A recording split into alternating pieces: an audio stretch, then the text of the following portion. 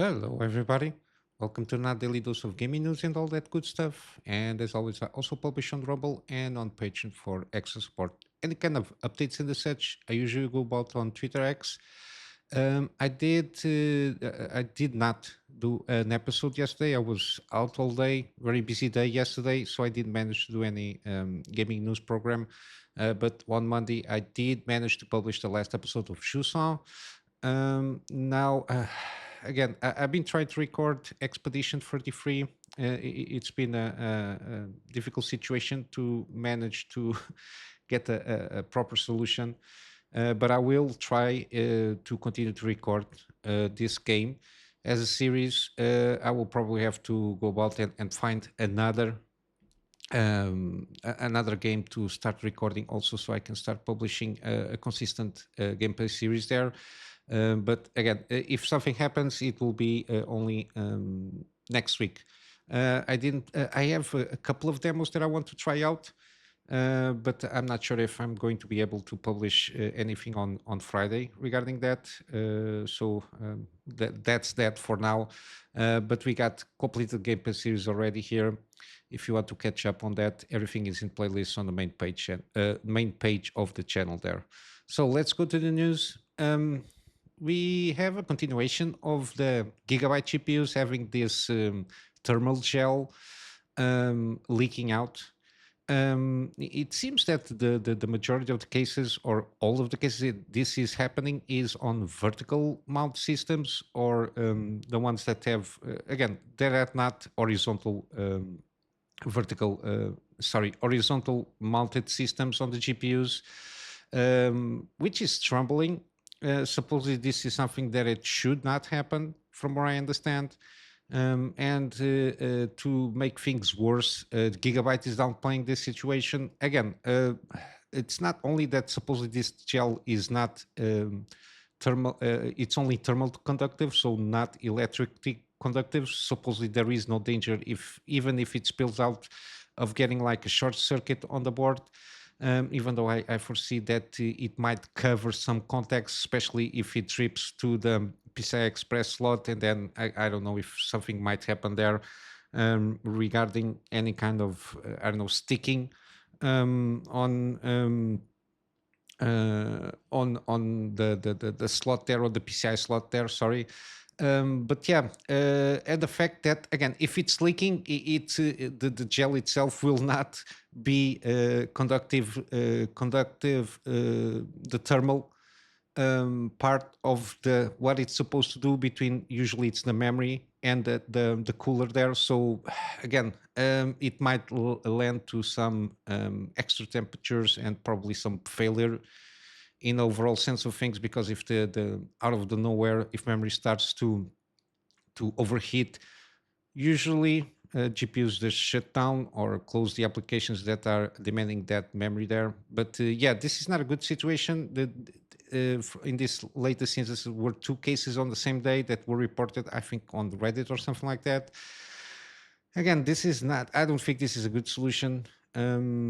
Probably if the card is mounted horizontal as like the normal way, this might be mitigated. But again, the fact that you have a situation where if you even if you set it up correctly, but in a different position, and starts leaking, I don't think it's good news for anybody. But yeah, the worst thing is again that the Gigabyte is basically downplaying this situation of saying that there is no worries about this.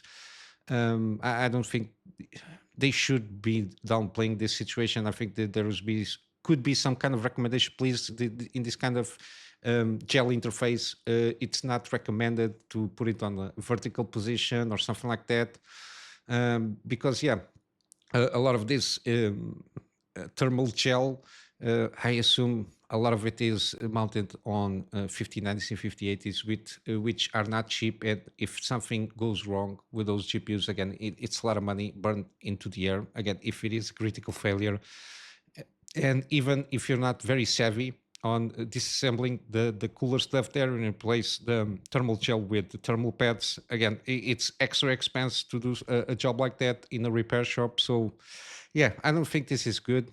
and I think they should start addressing the situation a little bit better than they are doing at the moment.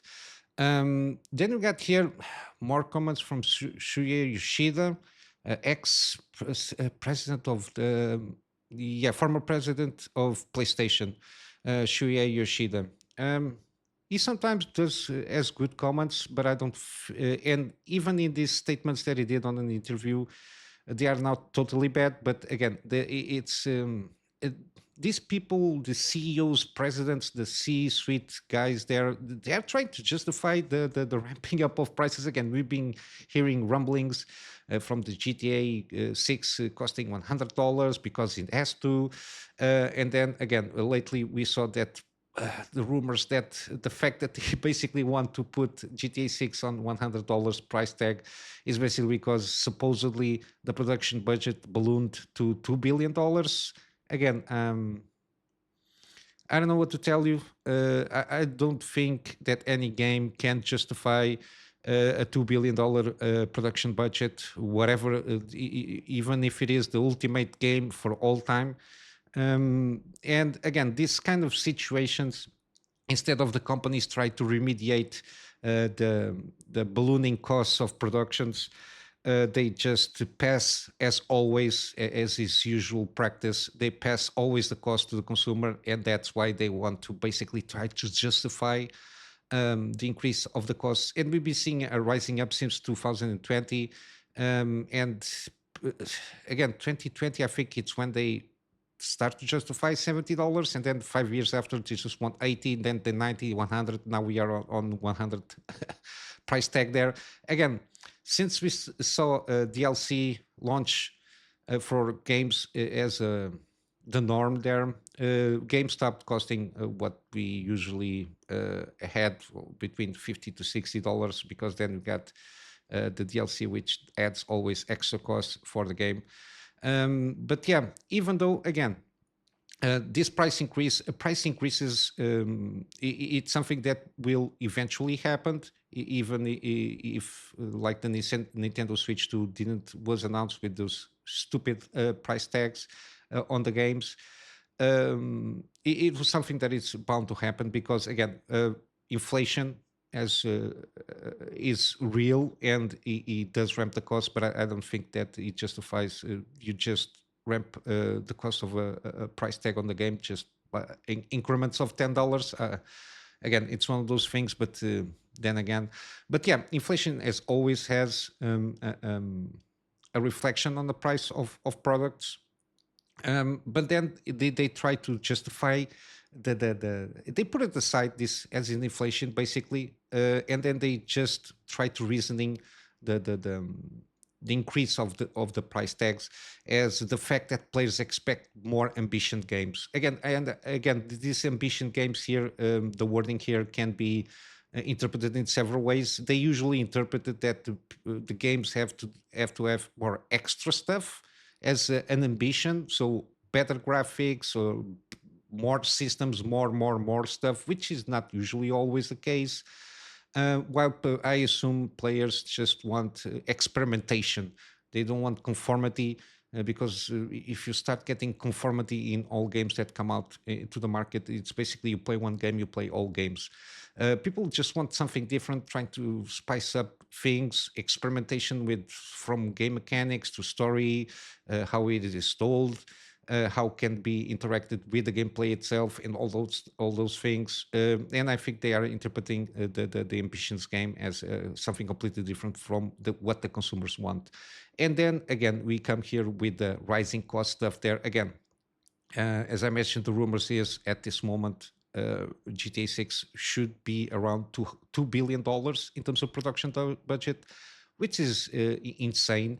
Again, if it is just one disc, it is that high in terms of production cost. The fact that it's on production for a time now, the fact that they want to use what they call the scope of the game to be even bigger than GTA 5, as a fluke, I can't understand to a certain degree.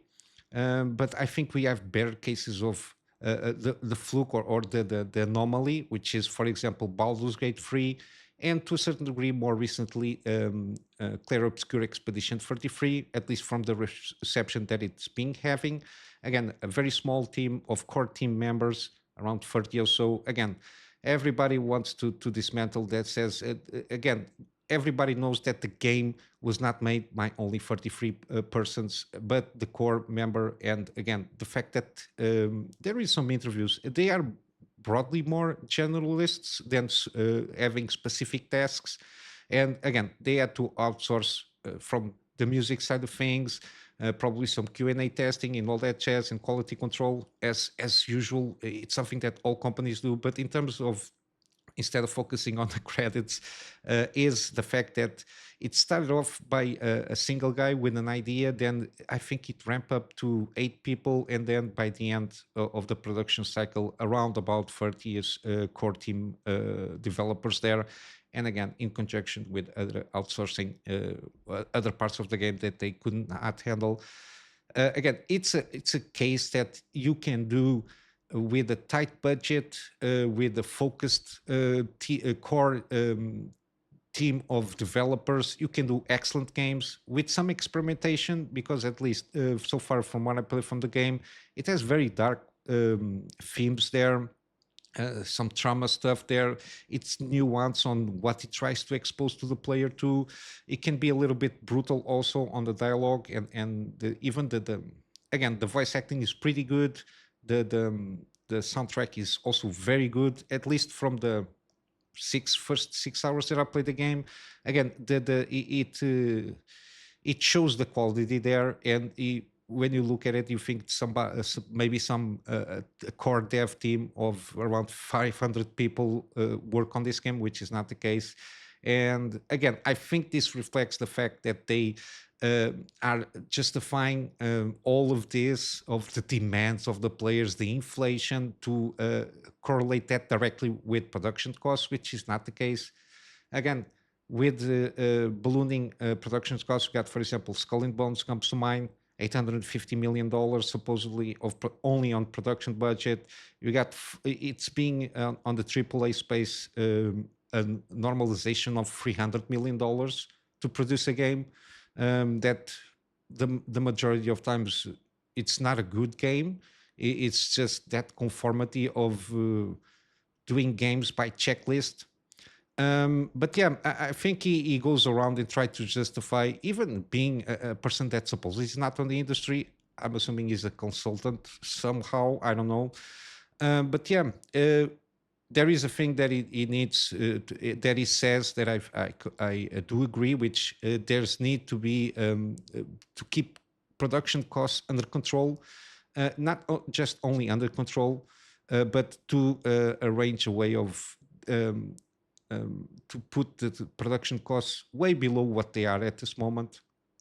But yeah, and the fact that after that, to keep one of the reasonings to keep this production costs under control, they say the companies try to diversify their revenues again with not only with the DLC stuff there, which is a diversification of the game itself in terms of revenue, but it's the reason behind a lot of remasters and remakes, which again, it can be well done. There are a lot of cases in which it's been well done. I think the most recent ones, Silent Hill 2 remake seems a good one. Oblivion remaster, it's kind of the middle ground. It did some things good, but to a certain degree maintained a lot of the wonkiness of the original, it seems. Which ones that come to mind? We got the Final Fantasy VIIs, but they took a completely different turn there, which I don't think it worked that well. A good one that I played was Dead Space Remake, the original one, even though it has some technical performance issues there. But again, it plays very well. It was a good remake. But then again, then we got a lot of those remakes and remasters that these studios do that don't sell that well. And I think one of the things they should be doing, especially if, PlayStation and Xbox to a certain degree, is PC ports. PC market is huge, and it's one of the things that I think they could start doing a little bit more. But again, to bring a PC port, you need to do it properly. and not just ports something with a lot of bugs and the such that it doesn't play well there. But yeah, then he basically maintains that by the end he reached the conclusion that there needs to be a balance between production costs and game prices. And again, as I mentioned, Clair Obscur is shown that it's possible to release a pretty good game with, again, with the smaller teams and budgets within that, again, small production budgets there without compromising quality, which is the most important thing. Good to see that at least he's reached that conclusion. But again, the way they try to justify that the fact that the industry is as it is, it's not a good one. Then we got another out of nowhere GTA 6 trailer 2. I remember seeing the first trailer when it came up. I don't remember very well what it is. It was something. I think this one, the second one, should be the first one. Uh, at least from what I understand of the story and what's supposed to entail, it seems to be a better introduction because it gives you a little bit of the hook of the story of the two main characters, this guy Jason and Lucia. Um, I think it served a little bit better as a first trailer, if that makes sense there, because it focus on the main characters there, and it gives an understanding that Lucia was arrested, she was freed. Again, the chasing for better lives. Introduced some odd characters here and there, but at least it gives you a sense what the struggle that the characters are going through to get a better life again. And then it's GTA. My only hope is that this game maintains what the series has been well known for, which is to a certain degree a dark satirical humor approach of society. At least at the times that they're trying to depict with. The music seems a little bit 80 influence, which is always good. Yeah, I think they should maintain that satirical approach without fear of compromising in anything. We saw a little bit of tone down on GTA 5, if not mistaken. Again, I didn't play the game, but at least that's the sense that I got. And also, hopefully, there is because people were saying that this game, the prostitute stuff, their systems, it's a degradation for of women. But then again, the games themselves is a reflection, and at the time from GTA, from what I knew from GTA, is usually a commentary on the and a little bit of exaggeration what happens on the real society as a whole, and specifically on the areas that it tries to emulate to a certain degree. But yeah, I think they should not let themselves be restrained because I think people are intelligent enough to understand that. People are not that dumb. At least that's my sense when it comes playing games. But yeah, hopefully, I did enjoy the trailer as if it was a first trailer.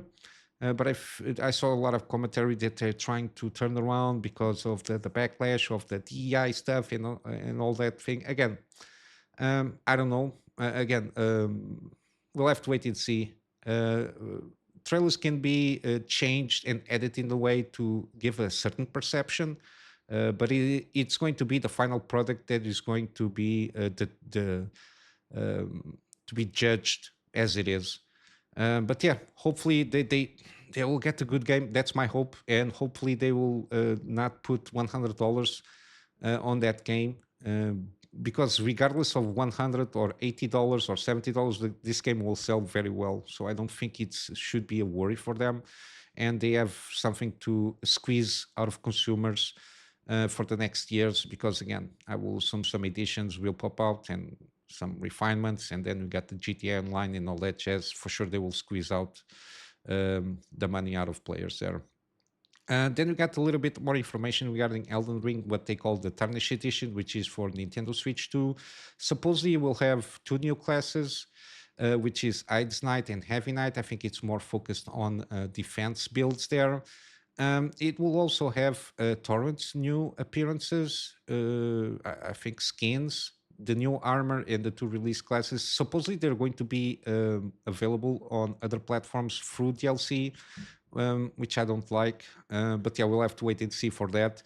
I really don't like adding another extra DLC. Doesn't look good. I think the only DLC that should be, if it should be bought, is Shadow of the Earth Tree, because again, I don't like this skin stuff. Paid DLCs there, it's usually not my thing, and I really don't recommend. Then we got some trailers here. We got British trailer. I Am Reaper. Very interesting. Seems like a kind of detective game. Um, Set in the 80s. There is like a serial killer. Then you have to find clues. I'm not sure if you are a detective or just. I think you are a detective, at least from my perception for the trailer, and you looking for clues to find the culprit. I think there's going to be puzzling solving to probably save some people that are almost on the brink of death. But yeah, very heavy, very seems like going to be 18 plus game, because there is a lot of body mutilation shown in the trailer. So it's going to be interesting to see how this game is going to be classified. But then again, it's one of those detective games. Again, if it is well done, it's always good to see a game like this. Again, if it doesn't hold back too much on the content there. And then we got again Clair Obscur. They passed now 2 million copies sold before under 2 weeks after release. I think this again it shows the quality of the game, even though there is some setups. I think mainly AMD GPUs and some Intel CPUs also, because again, Unreal Engine 5 can be a little bit of a strain on Intel CPUs. Especially, I've been seeing a lot of 13 and 14 Gen Intel having a lot of errors. I don't know if it has to do with that degradation stuff there. And AMD GPUs, which is my case, again, I had to reinstall the game from scratch. I had to delete all the registration files there.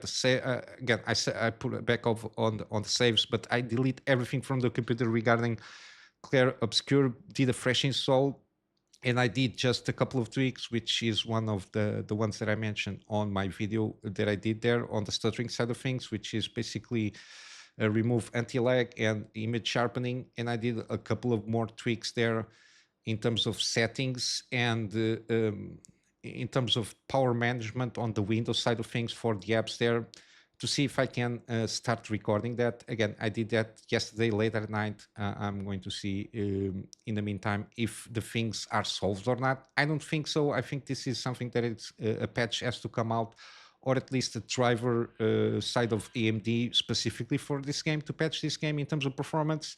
Because the game runs smooth on DirectX 12, even not on Epic, but on high 4K native, at least for my case. I can run 4K native high with some settings on Epic, especially textures and a little bit post processing and that jazz. It runs smooth 60. I kept the thing on 60. Run smooth is just a matter of out of nowhere, it just freezes and crashes. I didn't get any of that fatal error stuff that people are getting. It's just the game freezes, and then I don't know, 30 seconds, it gives an error. It just crashes. It doesn't even give me a warning of anything. Just freezes. After a while, it eventually crashes. But yeah, it's something that needs to be patched. But then again, a small core dev team of people working on this. I assume it will take a little bit more time. We'll have to wait and see. Then in terms of gaming deals, we got Blasphemous is 75% off. You got a demo to try out if you want to. Then you got Citizen Sleeper, 70% off. This is kind of a classical RPG with the dice stuff there. Then you got Cuphead. It's on sale. It's been a while. It's 30% off. Dead Space Remake. Again, I did the gaming series on this one. I can recommend this game at this price point, 75% off. And if you're curious about it, you can check out the first episode to have an idea how this game is good or not for you.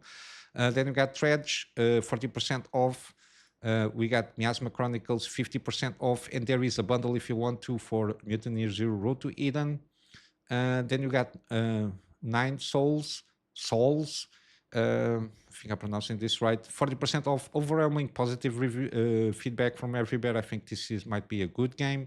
Then we got Observe System Redux, huge discount here. Usually I think it's around 40, between 40 and 50. Now it's 70% off. This one seems a pretty good one, kind of first-person detective thing here. It's a shorter game, but I think it's a pretty good one. And then we got Pacific Drive, Deluxe Edition is still on sale, 40% off. We got the Invisible also 40% off still. And then you got the Thaumaturge, 45% off. Detective game, isometric view, turn-based battles, but it focused more on the detective part of things, of the paranormal there. And I think it seems to be a pretty good game there. But yeah, I'm going to wrap up here for today with a plug on my Patreon as usual. Again, the extra support is more in line for me to get a new storage solution. But yeah, other than that, I hope you have a wonderful day. And I'll see you in the next one. So until then, Kunamy Master out.